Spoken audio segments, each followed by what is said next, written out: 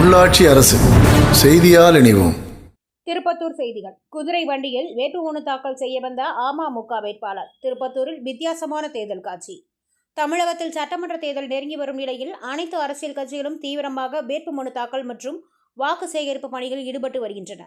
இதன் ஒரு பகுதியாக திருப்பத்தூர் சட்டமன்ற தொகுதியில் அதிமுக கூட்டணியில் இடம்பெற்றுள்ள அம்மா மக்கள் முன்னேற்ற கழகத்திற்கு சீட் ஒதுக்கப்பட்டுள்ளது. இந்த நிலையில் அமமுக சார்பில் போட்டியிடும் வேட்பாளரான ஞானசேகர் தனது வேட்புமனுவை தாக்கல் செய்ய புறப்பட்டார். இவருடன் கூட்டணி கட்சிகளான பாஜக, பாமக, அதிமுக உள்ளிட்ட கட்சிகளின் நிர்வாகிகள் மற்றும் தொண்டர்கள் திரளாக கலந்து கொண்டனர். வேட்புமனு தாக்கல் செல்லும் இந்த நிகழ்வு வித்தியாசமான முறையில் நடைபெற்றது.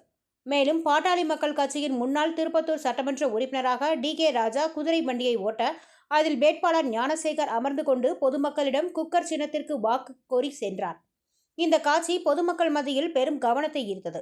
மேலும் ஊர்வலமாக நடைபெற்ற இந்த நிகழ்வில் சுமார் 5000த்திற்கும் மேற்பட்டோர் கலந்து கொண்டு உற்சாகமாக ஆதரவு தெரிவித்தனர்.